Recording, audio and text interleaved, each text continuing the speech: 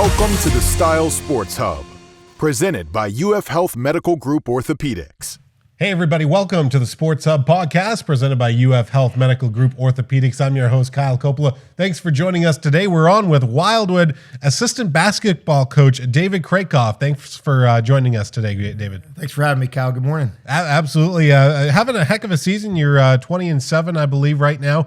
And in district play, you just got eliminated by Williston. But talk a little bit about the season so far. So proud of these kids. These kids are amazing. Young. For most of the year, we started 2 sophomores. A freshman's our leading scorer. An 8th grader's our backup point guard. He plays a lot of minutes for us. We're just really young. We only have 1 senior in our rotation.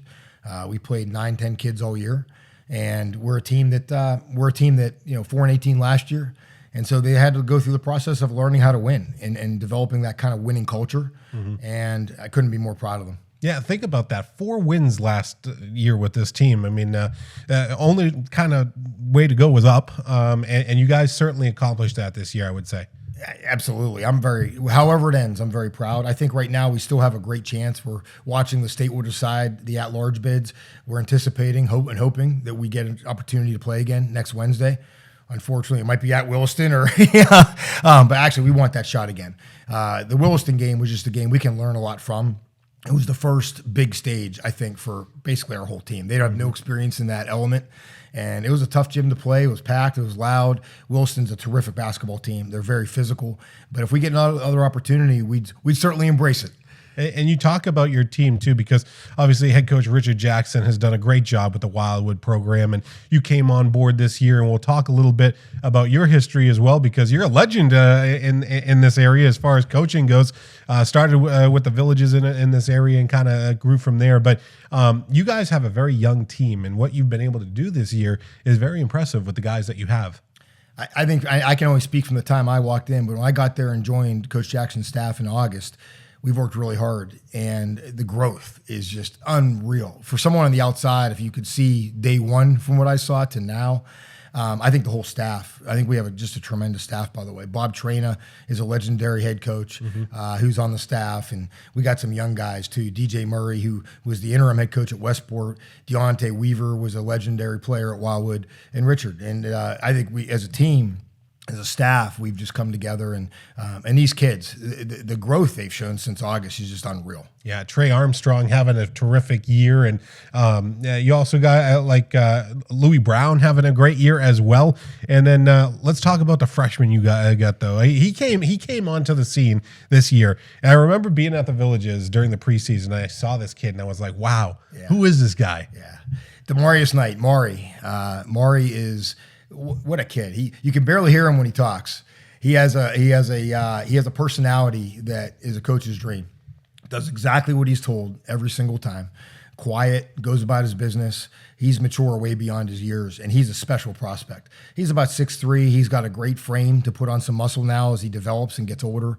But man, he goes to the rim hard, and that's tough. Usually, you don't see that in a freshman. I think Maury is going to be a really special talent in this area. Yeah, it's going to be awesome to watch him develop over the next couple of years, especially Wildwood as a whole to develop. And again, coming out of that season last year where you won 4 games, but in a much better situation going forward as well. How did you get this team into even district championship contention this season? I think it all starts with the culture. It always starts with the culture of a team. And I think we developed a culture where the expectations were set very, very high every day. And that's young kids. That's most of my teams as a head coach were always senior laden who went really far, junior and senior. And there's a reason for that.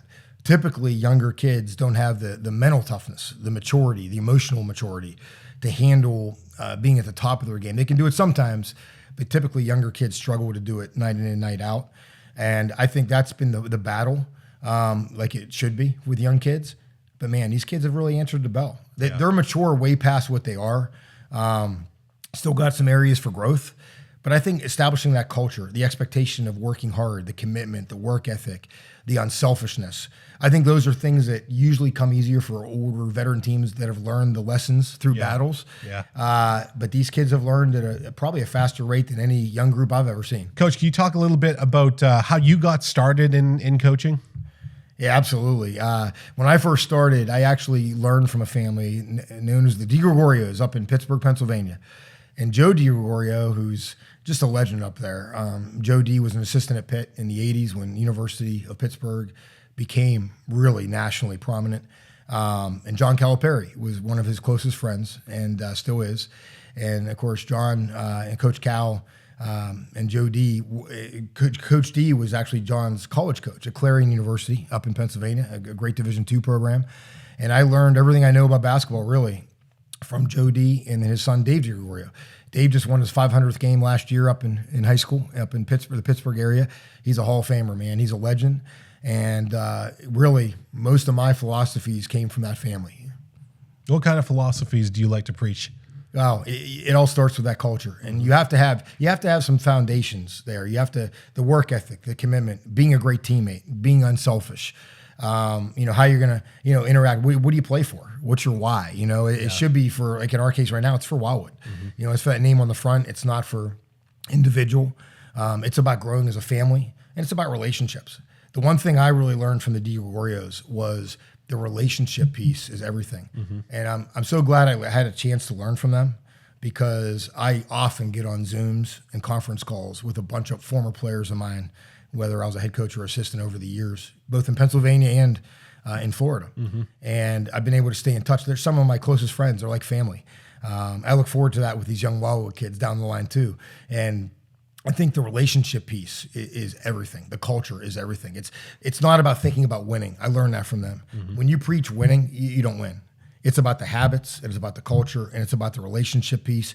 You'll win as a result of that stuff. You don't focus on winning. And you mentioned the culture part over at Wildwood too. Of course, Wildwood has been around forever. And then South Sumter started, I believe, in the 70s. So you've had the Wildwood, South Sumter. Now you have the Villages in Sumter County. So you got those 3 schools in Sumter County right now, and they're all great athletic programs. South Sumter has a football program, which is just fantastic. I think they sent 5 guys off to NCAA Division I schools this season. And for Wildwood, they've been a great basketball school for a long time. The girls program going for a state championship this year. You got a lot of exciting things going on at Wildwood right now. What was it like to kind of just like walk right back into that? What's awesome about it, when I was the head coach of the Villages obviously program has elevated under Coach McDowell. What a great job he's done. And it's become really a nationally prominent program now. Yeah. It's amazing to see, what they've done under Colt. And one of the things that I've enjoyed this year is getting back into that community level, traditional high school. Yeah, I would describe it as. When I was the head coach of the Villages, it was like that. We had such a rivalry with Wildwood. And we won that first district championship against Wildwood on our floor at the Villages. And so I always enjoyed that packed house, strong community feeling. And walking back into Wildwood has been like that. There's multi-generational families in that community. A lot of pride. There's a lot of parents who maybe played at Wildwood or went to Wildwood and graduated. I love that traditional high school feel, and it's still there at Wildwood, alive and well. And to me, that's what high school sports are. For me, that's what it's always been about. And being back in that climate has been awesome.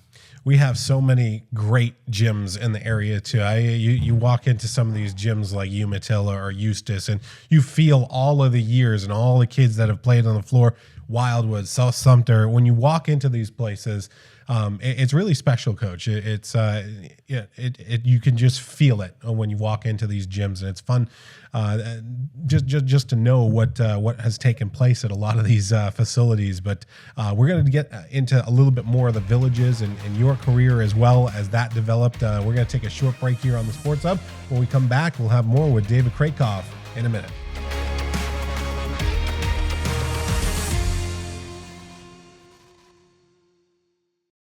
Or restricted range of motion keeping you on the sidelines?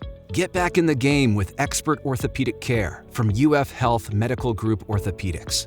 UF Health Medical Group Orthopaedics provides robotic-assisted surgical joint repairs and replacements, post-operative care, and inpatient rehabilitation services, all close to home, right here in Lake and Sumter counties. And for those unexpected injuries, UF Health Medical Group Orthopaedics offers convenient walk-in and same-day appointments. To learn more or to schedule an appointment with one of their specialists, call 352-323-5252 5665. Hey, everybody, we are back here on the Sports Hub podcast talking with David Krakow with Wildwood Basketball. Coach, having a heck of a season. You're headed into potentially the FHSAA playoffs as an at-large team, but you also have quite the history here in Sumter County. You were the head coach of the Village's basketball, kind of in its infancy. It's grown to levels that I don't think many people have seen other than Montverde Academy in the area, but talk a little bit about the early days of the Villages and kind of coaching them in the early 2010s. Yeah, well, that first group, I think set the tone for what's happened ever since then. We had a group of kids, Lane Munns and John Michael Rohan and Austin Tatman and Caleb Sanders, who's a great country western star now at Nashville, Logan Chavis. We had that group of kids who, they were original Villages kids who came through the school system. And they had losing records. It was an interesting story because they had losing records all through middle school and even their JV level. Yeah, I don't think they ever had a winning season. And I remember they getting their rear ends handed to them, quite a few times. And then when I started working with them, we took it. It was a tough first year, but they learned the work ethic and they started to learn the offensive philosophy and what we want to do defensively. Mm-hmm. And things started to change. And man, they worked hard. They probably played 70 games in that off season, and it was a community effort to change the Village basketball. Those kids, now young men, but those kids, and we had some individuals. Rick Tatman was director of basketball operations, and man, he helped me a ton. And his son obviously was our point guard, Austin. John Rohan, who's in charge of all the community district over at the Villages. His son John Michael started it, and he was heavily involved. We just had a lot of people wrap their arms around that team, and put the time in, and we worked around the clock 24/7. It felt like, but that group won the first district championship, and we beat Wildwood actually, ironically, and in that game. And man, that was such execution that night. But that group, I think, changed Villages basketball. And of course, we went on to that second year, and we had Isaiah Jackson, a very special player on that team, and we won our back-to-back districts. And I think that kind of set the tone for what's happened. Yeah, and you look at what's happening, and now Villages. One of the top 10 teams in the entire state. It's unbelievable how much it's grown the last couple of years. But from humble beginnings in that small little gym at the old junior high school, now it's a junior high school.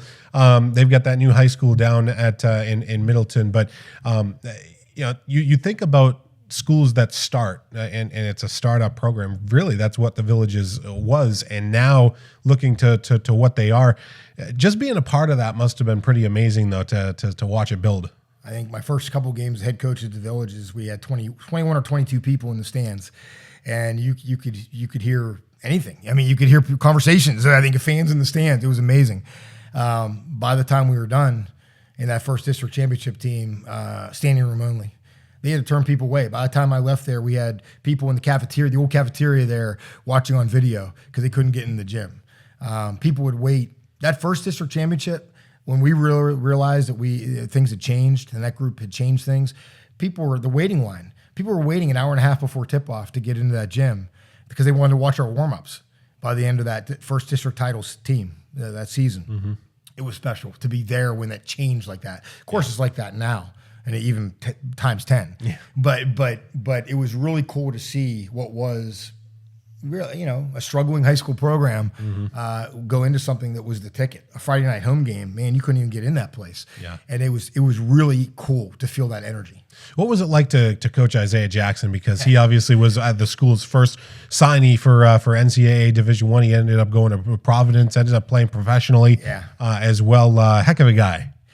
Isaiah, great young head coach right now up near Jacksonville at a school. He's going to do great. Isaiah was awesome. When he first came in, his senior year, he transferred to us, and from Gainesville High. And Isaiah was already one of the top players in the state. He was already a Division I prospect. But I think what was special about him is he was willing to be coached differently as a senior. Mm-hmm. He was willing to trust me and our staff when we kind of told him that, look, we're going to move you to point guard. And we want you to. I define greatness for him. I remember one of the first talks I ever had with Isaiah was about good to great, and it was about good players put up numbers, and you're already very good, but if you want to become great, you got to make the other four better.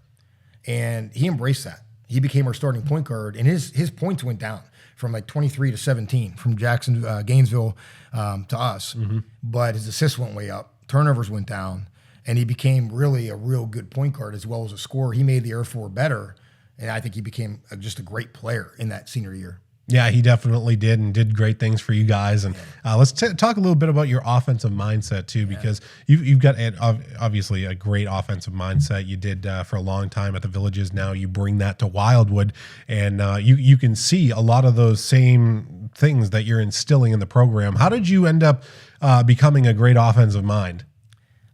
I give all that credit to the people I learned with. I mean, going back to the DiGregorios in Pittsburgh, Dave DiGregorio is an offensive genius. Yeah. He's the head coach still at North Allegheny High School back in Pittsburgh. He's 500 plus wins. And then we have a fraternity of coaches. It's such a good coaching network and coaching tree. Dave's had a number of guys go on to be head coaches. And I learned that from him. And I've had 4 assistants go on to be championship winning head coaches that worked under me now too. And I think that we all kind of grew that offensive philosophy together. But it's fast. We try to play fast. This year at Wildwood, we've told the kids we want to shoot really within 12 seconds. We push that pace, and we have a very, very narrow focus on what we think is good, smart basketball and offense. And it's very similar to what we did at the Villages. My first there's 2 district champions at the Villages. One was 5th in the state in scoring, and the second was 1st. That second group with Isaiah averaged 73.5 points a game, which is unheard of in high school. And we're averaging about 69 right now, a little over 69 at Wildwood with this young team. So I'm excited about the next year and the year after what that's going to be like. But this offense was tailor-made for this group, by the way, at Wildwood, because we're athletic. We got speed. We're not real big, but we got speed. And so it's all about pace. It's all about pushing the ball, beating the defense back. And then when you get in the half court, there are sections of the court. There are zones in the court that you want to get. If you can get the ball in the middle of the floor, whether it be top of the free throw line area or down by the rack, down by the basket, you're gonna break the defense down. They're gonna have to help. They're gonna have to recover. You're forcing rotations so that you can get great shots. You can get the kind of threes you get or driving kicks where you get wide open threes with their feet set. And then you get a second chances because you're forcing teams to help and recover and rotate. So it's not rocket science, but there's a very detailed, specific way of teaching it. Let's talk a little bit about the offense this day and age too, because it's changed quite a bit in the last 20 to 30 years. The 3-ball is what kids like to shoot these days. So how has that kind of changed the last couple of years? The Villages, I think they've shot the most amount of threes ever in school history this year. I'm happy to hear that. Colt, nice job. Keep it up. Because I know that when I was at the Villages, that again, going back to that first district championship team, we led the state in 3-point attempts, and I think we were second in makes. And, that's always been a staple of my teams that I've coached. Coach Jackson, when you're watching this, bite your tongue, man, because I know he and I this year, it's been interesting because he's always like, are we shooting too many threes? Are we shooting too many threes? And sometimes he's right, we have. But I love the 3-point shot. And it's an equalizer. Because if you shoot 33% from 3, it's the same thing as shooting 50 from 2. And it's hard to shoot 50 from 2. You also extend the defense. You space the defense. This offense is about layups and threes. There's really not much in between. And you want to attack the rim first. You do. And you want to. If you can take layups all day, then you do. But eventually, you collapse the defense and you kick out. And when the feet are set, you're going to shoot 33%. If you have a decent team. And I've been lucky to coach some kids who can do that. But that's the great equalizer. And I don't think you can be a real high-scoring team without having threats on the 3-point line. As far as memories and stuff like that, you have a lot of memories. And do you have any favorite ones over the course of your career? Oh, yeah. I mean, well, in Florida, certainly at the Villages, that first district championship, I remember, I still have it framed in my mind, my memory, the second when went to 0 on the clock, and we beat Wildwood by about 20 for that first district title. And the thing I remember is looking over and seeing the kids, the players, seeing them and how happy they were and how thrilled they were. Yeah, their faces, pumping their fists, and almost a disbelief that we had done that because we haven't been able to do that in the past in that program. So. And that particular group, like I said, had losing records all the way through. So it was amazing. It was incredible, a moment. I remember something similar back in Pennsylvania, my first head coaching job. I took over a program. It was kind of very similar to, I always thought the similarity was striking to when I took over the Villages too, because West Allegheny High School had They never won a state playoff game in Pittsburgh, and they struggled for years. And it took us a couple years there, just like at the Villages. But we had one of the biggest state upsets, I think, ever in state basketball playoff history in Pennsylvania. We beat a school called General McLean that was a perennial state championship contender. It'd be like playing Williston. And now, and we went up and played in front of a couple thousand people at a college gym. We were 30-some point underdogs, according to the local newspaper, going into that, because it was like, great job building the program, but it ends here. And we ended up winning that game by 2, and it went down to the wire. Same thing. It's very similar to what I remember at the Villages. I never forget myself doing a face plant across half court. Yeah, that was back when I was young and in my late 20s, or, can't do that anymore. I never get up. But it reminds me of some similarities too. Even now today, we did a story yesterday on Tavares High School, first time in 20 plus years that they're in a district championship. And just when you get a coach in, and Coach Carey does a great job over at Tavares High School. When you get a coaching staff that gets in and just changes the philosophies and gets the right mindset into these kids, I think that's so important, Coach. Yeah, I mean, that's why I coach offense the way I do. You want to feed them with almost an arrogance. You want to have that swagger on offense. You can't play offense without that kind of swagger or confidence. And so I always put the pedal to the metal, man. I've always taught my teams that I've coached offense with, we're going to beat them down the floor. We're going to have a press offense. Yeah. If we don't get something on in transition, we're going to go right into this dribble drive motion offense, and we're going to get something off 2 concepts, and it's going to be a layup or a 3, but we're going to put the pressure on you. And we're going to put you in compromised positions defensively where we're 2-on-1s, or we got mismatches. We open up a lot of space. I call them double gaps. We open up a lot of space on the floor. And like you asked me where we learned it, John Calipari invented this thing. And, I learned it right from the DiGregorio family, and man, it's worked for a long time.